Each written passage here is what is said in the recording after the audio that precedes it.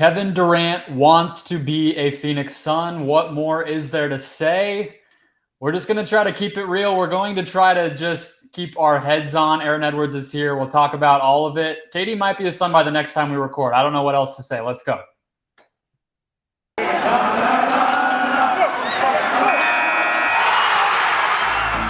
You are Locked On Suns, your daily Phoenix Suns podcast. Part of the Locked On Podcast Network, your team every day.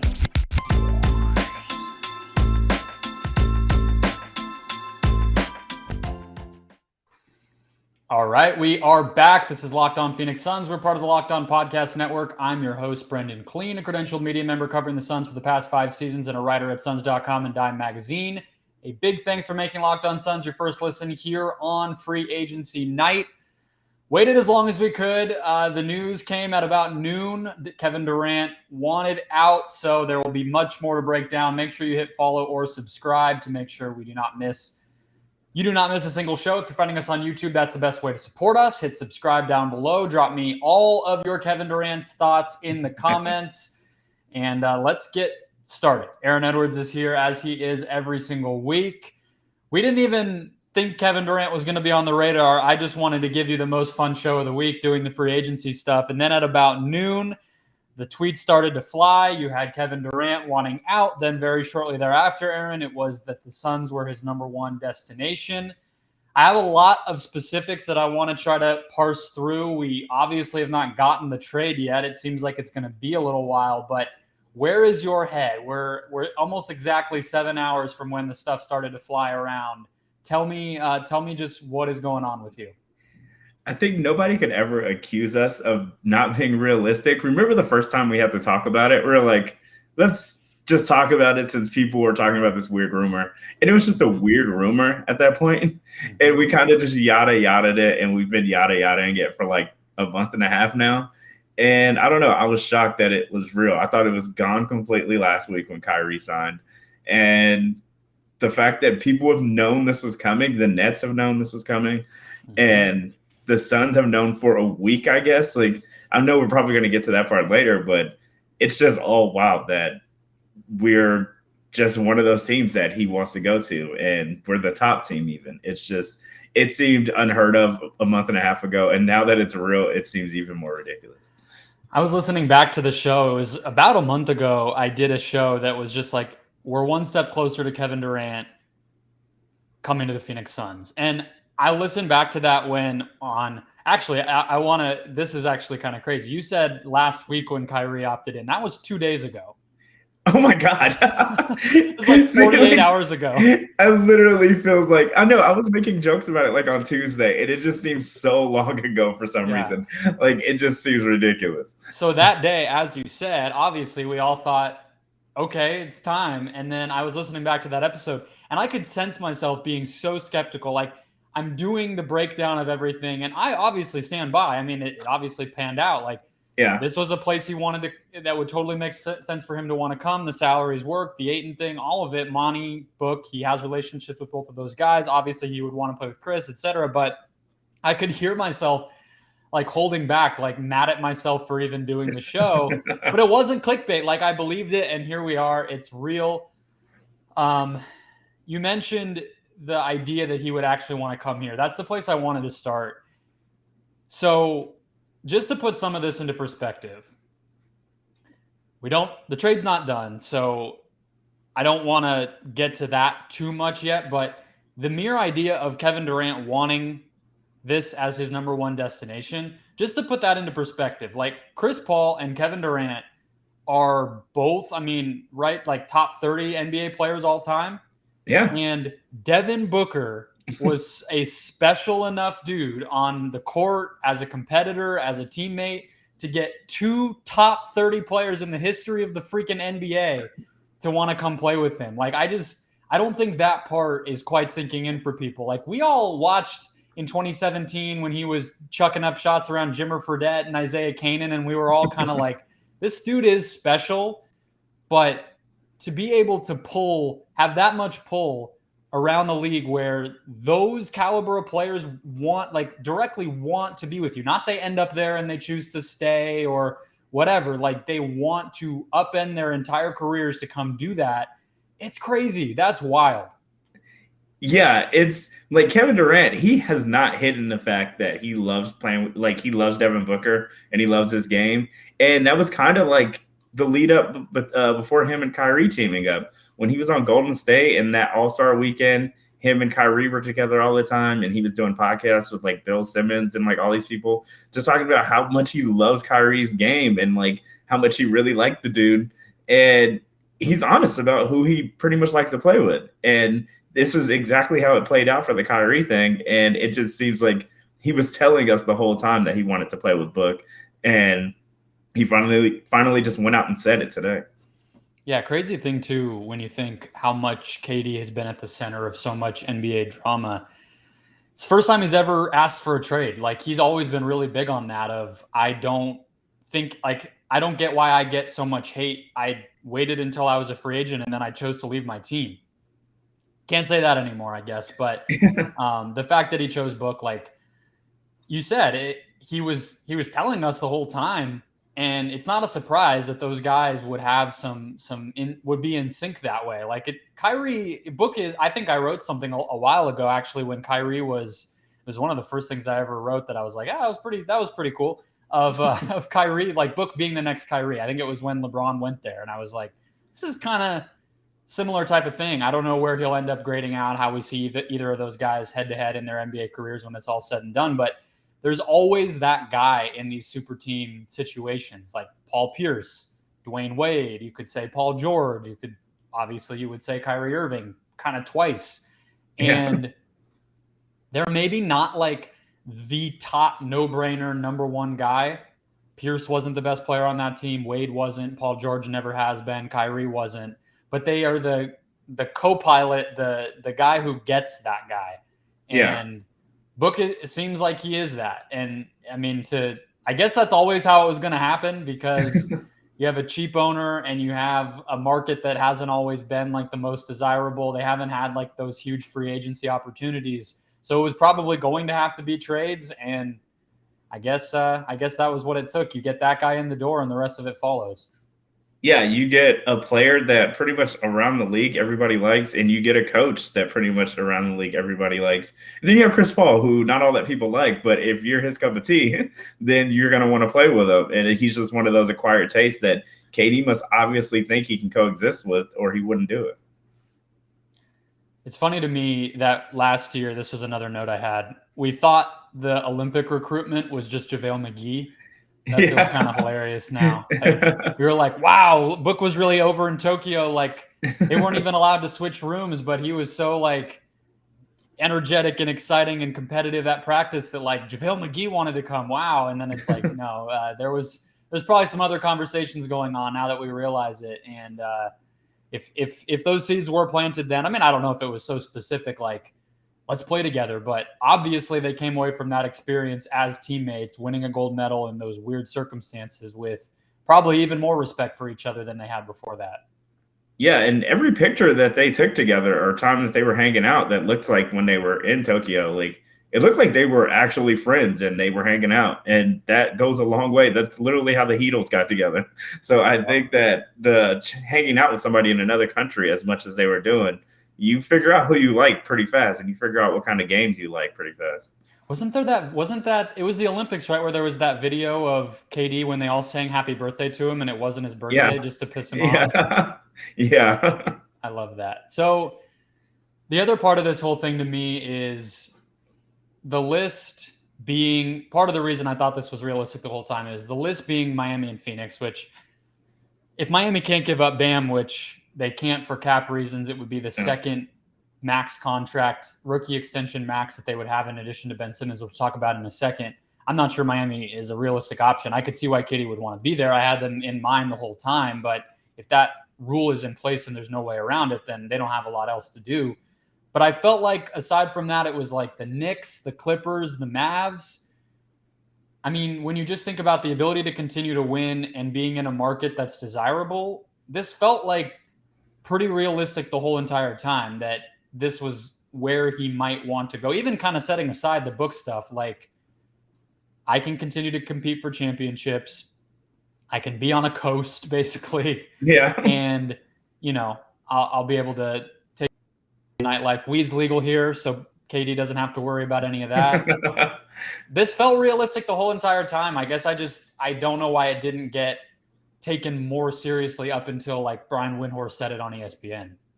Yeah, I think we just had a natural skepticism because our team is just so quiet and keeps things so close to the chest that we don't even know what they're doing half the time. I remember you texted me once. You was like, I don't know what James Jones is doing, but apparently James Jones knew a week ago.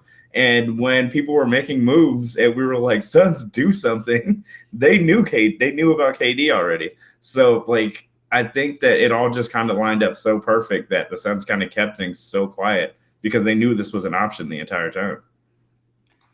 Yeah, it opens up a ton of questions, and I guess we'll probably get more answers as time goes along, although we have one local writer and nobody pays attention to the Suns. So maybe this stuff will never come out and it'll just be part of the history of all of it, that it just happened in the shadows and then all of a sudden Kevin Durant was a Sun. We'll see. There's a lot to happen between now and then. Let's get to that part of this. Leverage, trade packages, history. What did the deal look like typically? Is this going to be the biggest one in the history of the league? First, though, today's show brought to you by Sakara. Feeling your best starts with what you eat, and Sakara helps you live a healthy, balanced lifestyle and truly enjoy it with delicious, plant-rich, transformational nutrition that builds a foundation for living in your best body. Sakara is a wellness company anchored in food as medicine on a mission to nourish your body through the power of plants. Sakara gives you the tools you need to transform your life with their organic, ready-to-eat meal delivery program and functional wellness essentials. Their nutritionally designed, chef-crafted breakfasts, lunches, and dinners are made with powerful plant-rich ingredients, helping boost your energy, support your digestion, curb your sugar cravings, and get your skin glowing. Plus, it's all delivered right to your door, ready to eat. Sakara's functional, plant-rich wellness essentials help you create a body that you love living in. From their best-selling Metabolism Super Powder to The Foundation, their daily supplement packs, Sakara's products are designed to help you with your wellness goals anytime, anywhere. And right now, Sakara is offering our listeners 20% off their first order when they go to sakara.com/lockedon20 or enter code lockedon20 at checkout. That's Sakara, SAKARA.com/lockedon20 to get 20% off your first order. Sakara.com/lockedon20. Okay, so Aaron, I was looking back at some of the past trades. So we'll talk about those. We'll talk about this reporting on what the Nets want, how the negotiation is playing out already very publicly with some leaking on both sides. I want to talk about the leverage side of this first from KD's perspective, because there's been a lot of chatter about that. And I think that is probably where you have to start when you're thinking about, is this going to be the biggest package we've ever seen? What do the Nets really have the power to ask for, et cetera? So I don't know how you feel. I'd obviously like to hear what you think, but to me, the 4-year part of this whole thing, he's just now starting an extension that he signed last summer. 4 years, like $200 million or something like that. Huge, huge money. But I think that there's part of this whole thing where it's like, okay, well, the Nets can take any offer then, right? They don't need to be beholden to what Kevin Durant wants. It's not an expiring contract. It's not even 2 years like we've seen with Harden or Kyrie or a couple other guys. I think Anthony Davis was like that. And I get that, but I also feel like if you look at NBA history recently, at least, the only time we've ever seen a player not end up where they want to go, no matter what the situation was Kawhi Leonard. And that was the Spurs, who are very stubborn and stuck in their ways, and a Raptors team that was desperate enough to try it, and obviously it paid off big time. So I don't think that fully lines up with what we've actually seen. And then second of all, I think with the 4-year side, like, yes, there's part of it where Sean Marks, the general manager in Brooklyn, can do whatever he wants. But I also don't feel like, I think that there will be teams who look at 4 years and say, if that isn't somewhere Kevin Durant wants to be, it's not actually like Kawhi at all. Because Kawhi, it was like, as long as we make it through this 1 year and we think we have a real shot at a championship that 1 year, then he can do whatever he wants. And if we keep him, great. If not, all we gave up was DeMar DeRozan and like 2 picks. In this case, if you get a Kevin Durant who doesn't want to be there, you got to deal with him for a half decade. So I don't know what you think. Like, obviously, it's probably going to be a bigger package than what like Kawhi Leonard got. So I'm not trying to say that, but I don't necessarily feel like, Brooklyn can do whatever it wants. It's not beholden to what Kevin Durant's list might be at all. I don't buy that.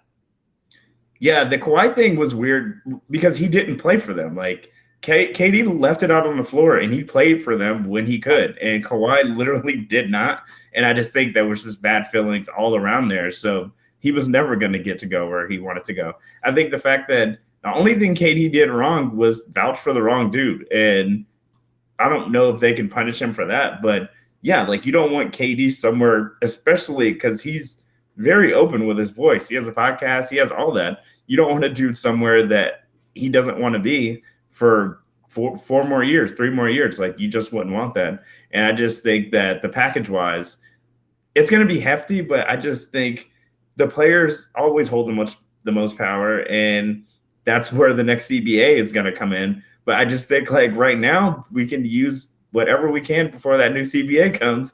And I just think that KD is going to manage to get wherever he wants to go.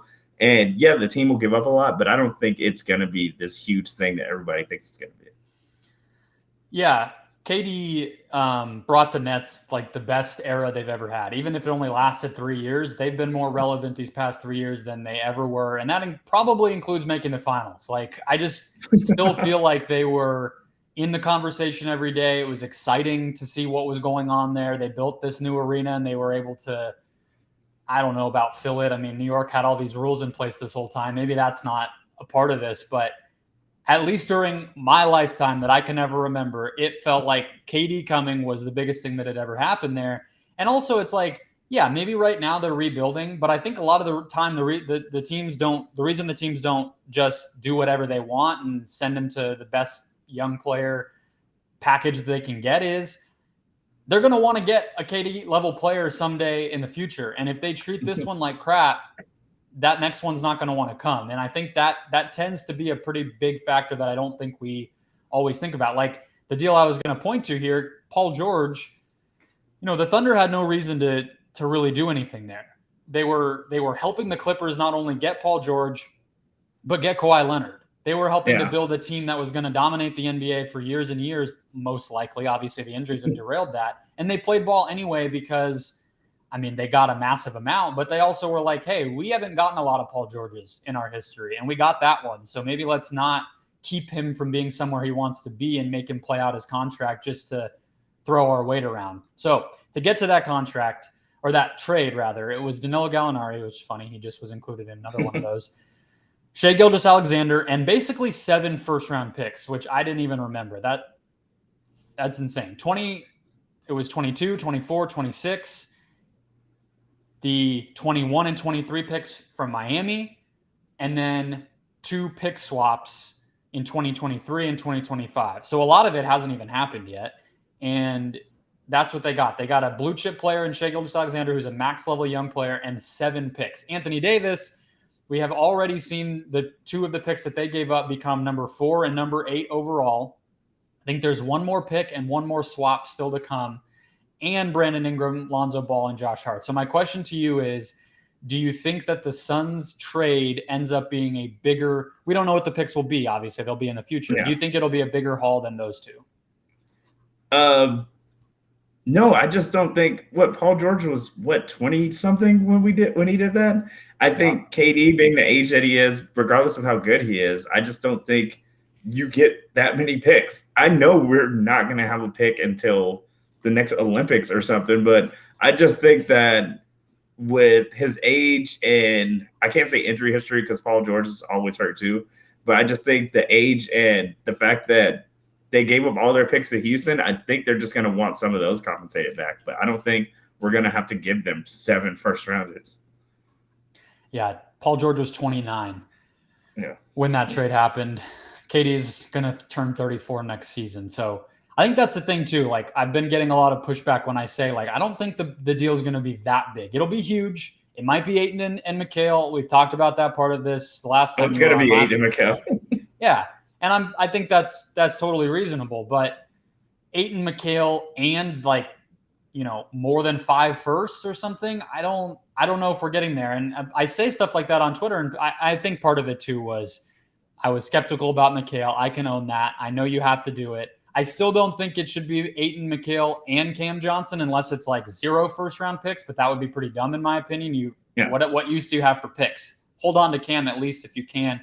give up the picks. But the point I'm trying to make is that contract that's 4 years, that's making everybody, get all riled up about this whole thing, is going to take him to when he's 38 years old. Like, it's not as if you're getting somebody for 4 years in the middle of their prime when they're the best player in the NBA. Like, KD has played 90 total games over the past 2 seasons. I'm not saying that to advocate against drafting him. He's actually played 90 over the past 3 because he missed the entire year before that.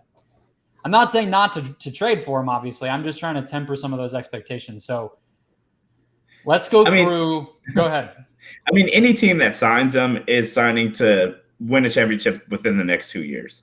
And then you're going to try to figure out the contract situation after that. But I think anybody is just playing for a championship next year or the year after. Suns especially, with the Chris Paul at going to be, 39, 40 when his contract is over. So I just think that the Suns are willing, if I know James Jones, willing to give up the future, but not 7 picks future, not 7 first-rounders future. Michael Pina over at Sports Illustrated, notorious Suns hater and previous guest on this podcast, wrote a Sports Illustrated article about some of the packages as he sees them. So I want to kind of run through that and talk about what we believe about the leak of the Nets not being interested in Ayton. We'll do that after a quick break. First, today's show also brought to you by BetOnline. BetOnline.net is your number one source for sports betting info, analysis, and odds all year long, including the baseball regular season, next team odds for a player like our Kevin Durant, our topic here on today's show, and Wimbledon. There's fights, there's golf, F1. I think I've seen auto racing stuff on here, and I understand it's the dog days of sports, but also if you're a soccer fan, Premier League is about a month away. So head over. Check it all out. Keep tabs. You got to just look because BetOnline will throw stuff up. Look, we already have rookie season props. So you have the top 3 picks for points, rebounds, and assists, and Keegan Murray points, which I think is just them having fun with the Kings. So this one's interesting. Jabari Smith Jr. rebounds per game under 5.5 is plus 100. I know he's tall, but I don't necessarily feel like he's like an incredible rebounder, and I don't know how much playing time he'll get. So if you're just going purely per game, that might be fun. Look, BetOnline can be the place to help you satisfy that NBA addiction that you have that you're not getting right now, at least until Summer League comes around. Head to the website today or use their mobile app to learn more about the latest trends and action. That's BetOnline, where the game starts. All right, so this Sports Illustrated article from Michael can be sort of our initial starting point with some of this, Aaron. I want to give people the background in case they missed it too. It was Jake Fisher over at Bleacher Report who kind of put it out there first that the Nets are allegedly not that interested in DeAndre Ayton in that same article. And I think in at least one other place, there was this idea that they want Devin Booker. Pure stupidity on that one. Like, they can't trade for him for the same reason that the Heat can't trade Bam, which we just talked about. Those players on those extensions can't be dealt. 2 of them being on the same team. And the Suns are not trading Devin Booker for anybody probably, but not in this deal, which is something that you would want to play with Kevin Durant. So my question then becomes how real you think it is that the Nets are actually not interested in Ayton. Do you think that's just posturing, or do you feel like that's genuine on their part as they start to rebuild, that just wouldn't be a player that they would be interested in? I think it's posturing because I do think Ben Simmons and Ayton would be good together, as good as they could be. I mean, at least. But I just think the fact that they haven't even had a decent big in the last couple of years, to not even try to consider Ayton and to build up pieces around Ayton and Ben Simmons and to not even consider that, it just seems weird and just a terrible rumor to even try to put out because you're not going to get much more than that from us. I just don't understand. What else do they think they can get? Yeah, I'm not sure. I wonder if it's not trying to, I guess it's driving up the price a little bit on the Suns end where it's like, then they can come back and say, all right, we'll take him, but you're going to have to do X, Y, and Z, right? Like, we're not that thrilled about Ayton. So if we're going to take him back as the centerpiece, it's going to be 2 more picks. I guess that's sort of the idea. Probably just generally, if they are willing to listen on other packages, it drives up the price there. It makes other teams feel like there is another package out there to be had, like that other teams can make a bid, then maybe if one of these teams we're about to go through comes in, then the Nets can come back to the Suns and say, hey, so-and-so is offering us this. We don't love Ayton, but again, if you want him, you're going to have to do this. I think that's probably what's going on, but I agree with you. I feel like it's posturing. So let me go through, and we're going to keep Ayton in mind here, and I'm going to ask you if you think Ayton is a better option than the player that's the centerpiece of these trades that Michael put together for Sports Illustrated. So Jaren Jackson, is Ayton better or worse of a future asset than Jaren Jackson? Better. I think so too. Better or worse future asset than Zion Williamson? Worse. Okay, interesting. That one's an interesting one. I don't think he's going to New Orleans, so it's kind of just like a thought exercise. But the Zion that plays is really good at basketball, but it's the injury thing. Yeah. If you told me that you were even going to get like a Joel Embiid type career from Zion Williamson, where he's like a pretty constant injury risk, but is so incredible when he's out there, I think that you would take that 10 out of 10 times, even over Ayton. Raptors, Scotty Barnes, better or worse future asset than Ayton? It's hard to tell. Yeah, I don't really know how that game would translate. Like, I'm just thinking of the team that they would put out on the floor, and I just don't think Scotty Barnes and Ben Simmons moves the needle at all. Yeah, that'll lead me. I have another question about that dynamic in a second that we can get to. Then the next, Michael did put the Suns. He said this would be his favorite deal from Brooklyn's standpoint. He didn't have Cam in there. So the deal that Michael put together for Durant was Ayton, Bridges, and then 24, 26, and 28 first-round picks. And then he said probably some swaps. So that would be like a starting point of like 3 or 4 first-round picks. And that was all he had. So I would do that today. Like, I would do that right now. Yeah. I think that's probably what the Suns package will end up looking like if it does get done. Let's go through some other teams. So I've seen people talking about Boston.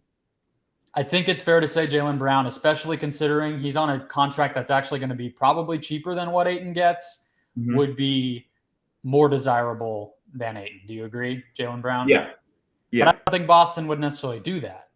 And I know KD doesn't have a trade clause, but they did say they were working with him. And I just don't think he'd want to go to a team that swept him. Like, I don't think he's doing that. I didn't even think about the fact that they lost to the Celtics this year. I was just thinking it's another team up. He probably wouldn't be.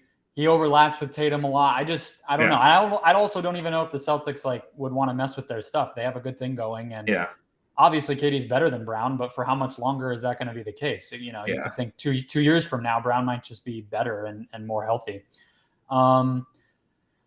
Dallas, they don't have anything to trade. I don't take that one seriously. The Clippers, the only reason I ever thought the Clippers made sense is if they would trade Paul George for Kevin Durant, but I don't think that's going to happen. Nah, that's a sneaky one that could come, but I just think Kawhi still holds so much power with that franchise, and I just don't think KD would want to. Like, once again, maybe he would, but I'm not sure. Like, that's just one that could come out of nowhere, but I'm just not really sure. Yeah, and again, I mean, you get the talent and you figure it out, but those guys are pretty similar players. I mean, you could make the case. There's been seasons where I would say Kawhi was just better than him. So I don't know if it makes a lot of sense. All right, so I have this last one, and this brings me to my other question here as we see this continue to unfold. So the Miami Heat, and we talked about Bam Adebayo, why he can't be dealt. Why not just trade Ben Simmons? Why is Ben Simmons being part of this team if it's making it harder for them to get a trade done for? Because it also would prevent, if it means that Ayton couldn't be on a max. He would have to come in at less than the max. Otherwise, you run into that same problem. If that's the holdup here, trade Ben Simmons. I don't know how much value he really has. Maybe that's it. But why is he holding anything up? He hasn't played in a year. He shouldn't be the guy that has to stay in place. I think that's what's holding it up, though. Like, a dude with a bad back and who doesn't want to play basketball, who we still aren't even sure, if having to shoot a basketball is still stressing him out that much.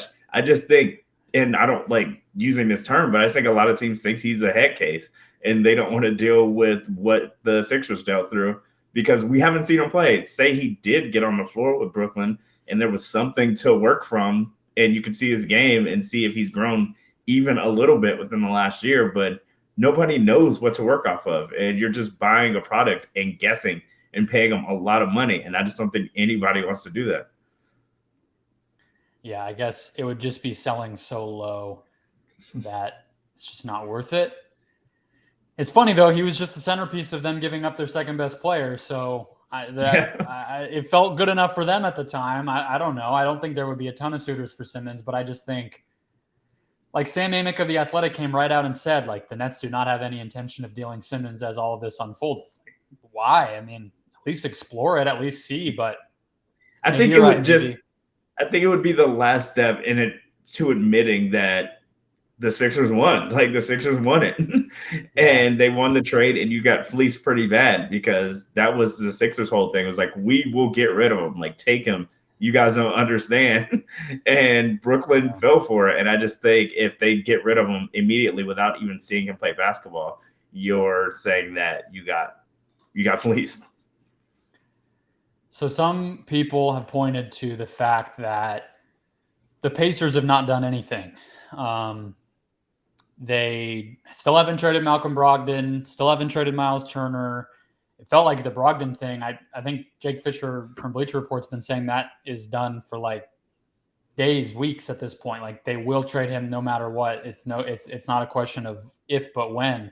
He's still on that team. They have done nothing in free agency today. So that brings us to the 3-team options. I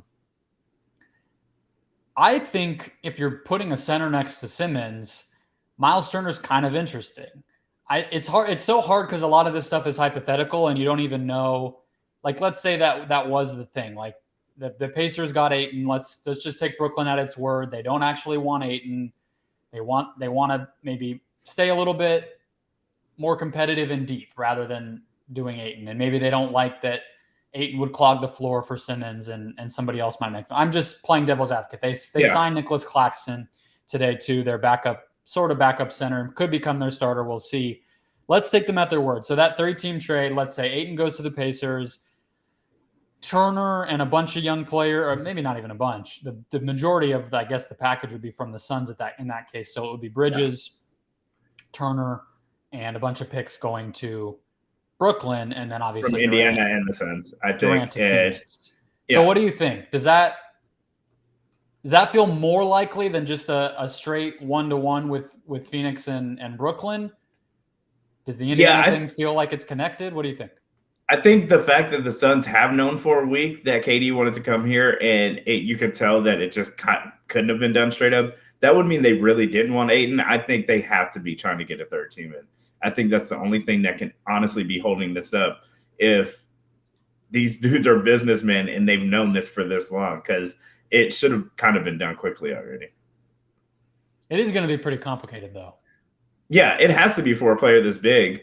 But I just think with this much time, and I think the Nets have known they didn't want Ayton for a long time if they knew KD was probably going to want to. They said they knew for a while, and KD was already looking toward the Suns. But Devin Booker and Chris Paul and Monty, they knew this last week. They knew KD wanted to be here. They have his number. They knew all of this already. So I just think that the only difference was they just didn't have the players, and Brooklyn probably thought we didn't have the players either. So it would probably have to be something like that with a third team.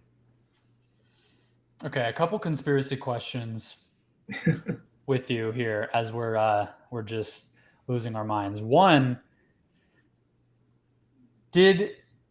so on Tuesday, which we were joking was when the Kyrie thing happened, which feels like it could have been 3 Tuesdays ago. The odds on Ayton going to Brooklyn, like, Vegas doesn't mess around like that. Yeah. Do you think that – I don't think anybody was expecting Kyrie to opt in, or at least to just opt in and just leave it at that. And obviously now we know that's probably not going to happen. It seems like we're back to square one with the Kyrie thing too, but I'm happy to not have to talk about that part of this whole thing. But the Ayton thing, I think that Vegas and people around that situation, I think they knew on Monday, Tuesday as well, and it felt close to, I guess I'm saying, I don't think we were all wrong to be freaking out at that point. I think it might have actually been close, and then it kind of had to reset for 48 hours while Kyrie did his thing. Yeah, I think and KD loves tweeting, and I just think the fact that he was quiet through the whole thing, not arguing with anybody, I think all of that just kind of gave the whole thing away. Like, he was completely silent, and Kyrie was Kyrieing, and it just seemed like Vegas just kind of had the step ahead of everybody already. Second conspiracy question. Did the Suns agree to do that front office draft article just to troll everybody as they were about to trade like 6 first-round picks?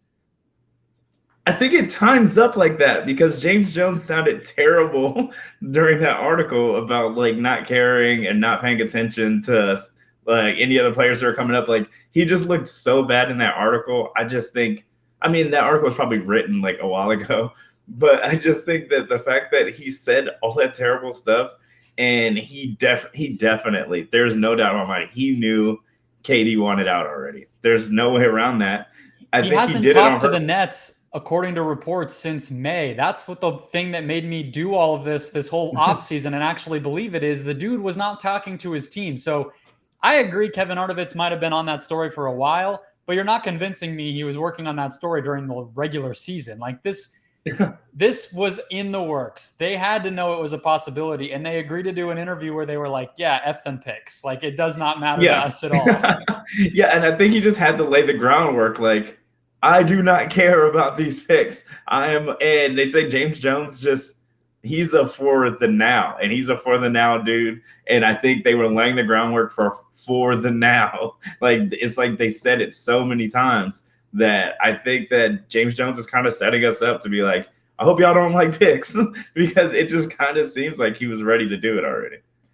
I love the idea of that. I love the idea of a phone call between Kevin Arnovitz and James Jones where Jones, like, I like almost, so Jones has like his assistant in the room with him or a PR person, and he's just doing like one of these on the phone and just laughing while the interview's going on. Just like, yeah, we only had 5 to 7 guys on our draft board. And then Kevin Arnovitz, oh, really interesting. And then he's just busting up laughing while all of that is going on. I can't wait, man. I don't know how this is all going to go, but it feels like we're headed toward this deal happening. And I just don't think it can, like, I don't think this is going to be something that, like, I think the Kawhi deal took a long time with the Spurs and the Raptors that 1 year. I don't think it's going to be like that because too many teams are going to want to know if the Ayton thing is possible. Kyrie has to get sorted out. Like, the NBA is not just going to sit and wait while the Suns and Nets negotiate between like this pick protection and that pick protection. Like, I think by the end of the weekend, this could be done. What do you think? Yeah, I mean, didn't KD sign with the Warriors on like 4th of July or something? Yeah. The first time. Yeah, I think it'll be done by the 4th. I just think it's one of those things that I think kind of like the groundwork and the most of the packages are all set up now. There might be a couple more calls, but I just think they're just figuring out protections and how many and who else is going to be involved. But I think for the most part, like, I think it's a done deal. They just have to get it all hammered out. Yeah, I'm sure there will be people listening to this if they're not Suns fans who are just sitting there like, we are incredibly cocky talking about this like it's done. It would be one thing. Yeah, that's true. Like you said at the beginning. We did like 2 episodes like, we have to do this because somebody brought up KD again. Like, we for a whole month thought this was bull, and we treated it as such. True. We mostly treated it like a chore that we have to talk about it because we were like, why do we have to talk about this? Like, we were laughing at ourselves. We were the Joker meme. We were just embarrassing ourselves here on YouTube week after week, just talking into the void about it. We were right. It made sense from the jump. What I was gonna say is, like, it would be one thing if this deal, if the Suns had like the Lakers package and we were just sitting here like, yeah, it's Los Angeles, he wants to wear purple and gold, like, you should call us idiots. But like, the Suns have 2 of the best young players in the NBA. They're going to give both of them up to get this guy. It's not like we're sitting here expecting it to be Cam and Jay Crowder.